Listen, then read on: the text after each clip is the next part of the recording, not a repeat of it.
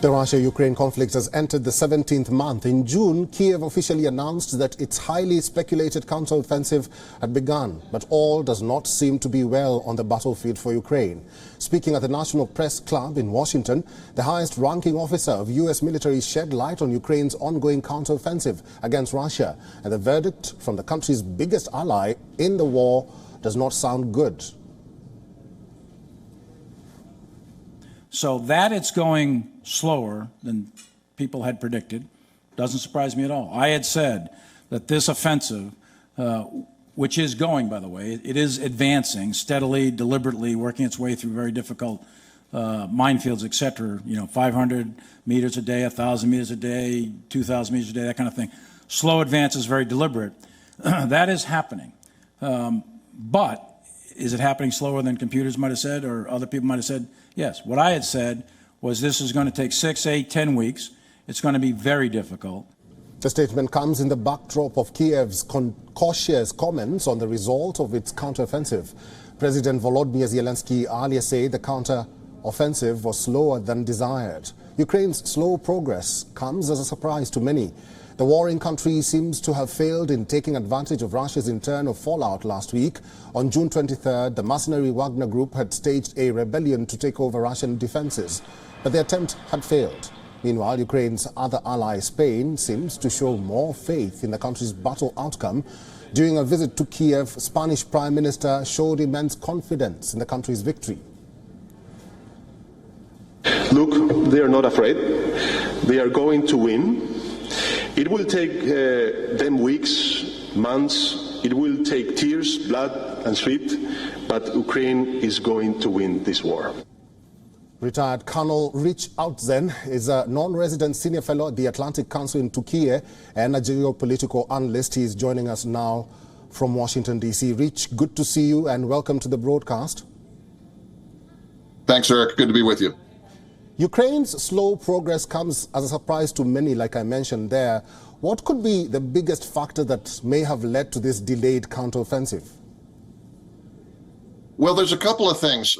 First of all, people tend to conflate different types of military operations. So we understand that technology is fast. We have drones, we have video and live processing from computers. So certain types of things like an airstrike or a counterterrorism drone strike can be done very quickly, like a video game.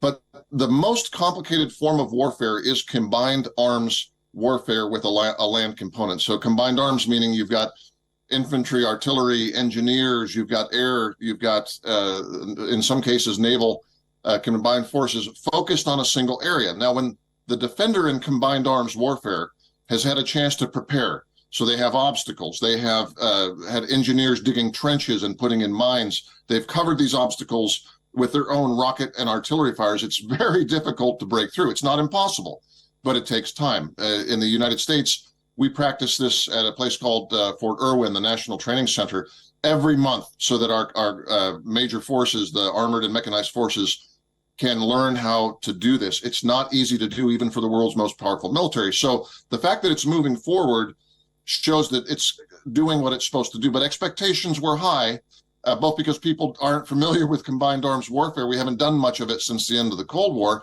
And also because people thought maybe the political unrest in Russia presaged a loss of will to fight. And if that were the case, then maybe the forces would simply melt away. We're not seeing that. So Russia remains in the fight.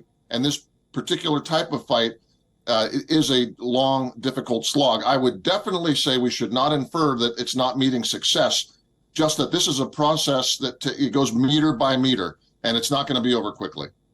Rich, how would you gauge the progress of the war in Ukraine this far, having in mind the recent developments, including the botched rebellion in Russia? Well, it's war is innately a contest of wills, right? And so there is really only one measure at the end. You can count bodies, how many people are dead. You can count destroyed equipment. You can count how long it lasts. These are all measures, but they're not great measures. As the United States learned in Vietnam and Russia, the Soviet Union learned in Afghanistan, you can have all those numbers working in your favor. You can kill more of the enemy. You can destroy more of his, all of those things. But at the end, there's only one measure that counts, and that is loss of will and belief on the part of one of the warring factions or parties in their ultimate commitment to victory. So what we've seen is Ukraine, in my view, this is the only measure that matters so far in this war. Russia thought that Ukraine would buckle under the weight of a massive sustained war and that the West would not support them. Now, I see more evidence that the Russians are understanding they're not going to win and that their commitment is in question. I think Prigozhin's little mini uprising is a sign of that. We're seeing some political stress. So I would measure this so far as a bloody stalemate at the tactical level, but strategically, increasingly, progress for the Ukrainian side. And I think Ukrainian victory is more probable now than if we had asked this question a year ago. Retired Colonel Rich Outzen, thank you very much for all your insights and for talking to WION World is One today. Thank you, Eric. WION is now available in your country. Download the app now and get all the news on the move.